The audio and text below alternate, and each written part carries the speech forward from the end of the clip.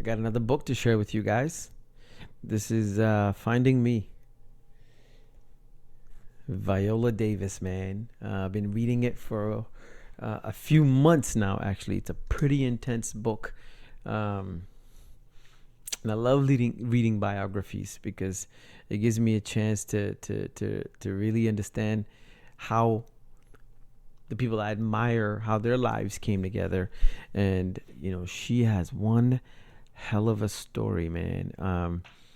From being extremely broke, living at the edge of poverty, not having access to basic hygiene or food, or I mean, when you look at the motivation that successful people have, and I've been trying to study as many different people as I can.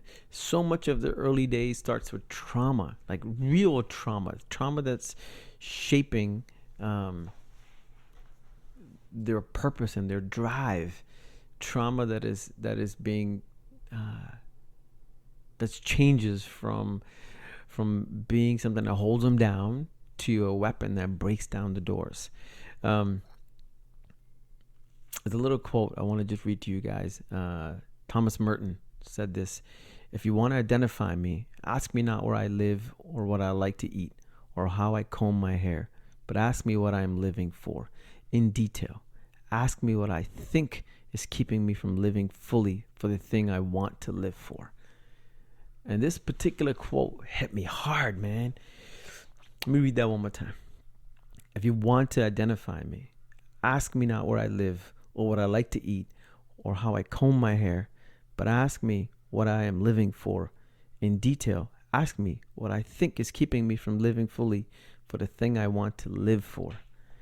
And I remember reading that particular quote from Thomas, and I was thinking, wow, to really understand what you're living for, to really connect with your purpose is such an important exercise.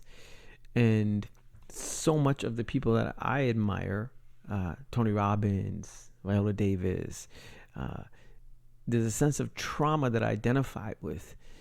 And while there's different types of trauma, my first 14 years was extremely traumatic from an education sense, being labeled dumb and stupid, to have a family that recognized only my academic failures, to feeling like I'm disowned for most of my life, not having any representation to see anybody like me. And the thing that I was starved the most from was love and attention to who I really was. Nobody saw me for who I was. And so, so much of my life now is to create sort of businesses and opportunities and in reaction to that feeling of being ignored or loved or not being seen. And Lacy Fest is an example of somebody who's not a musician, who's never done a festival before, and today running one of the largest music festivals. It started with the idea of how do we really see people, especially people that are artists and people that are creatives, who are not getting the visibility at a very young age because they're labeled wrong, because they didn't do well in school, they didn't happen to be good in math or science or social studies. And 16 years later, I live that mission every single day. And similarly, now with Schoolio, that 14 years of trauma in Singapore has translated into a business model. But in my 40s now, my address book is better. My strategic thinking is better. My market opportunities are better. And this model will go further because of time that I've invested in building myself. But the trauma has now a space to heal. And,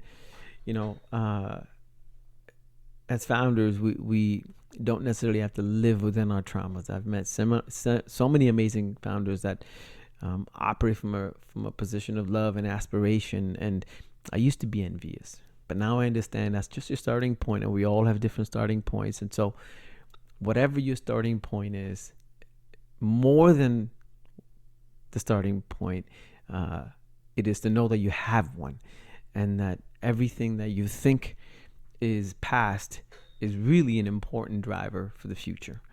And sometimes reconciliation happens through business models.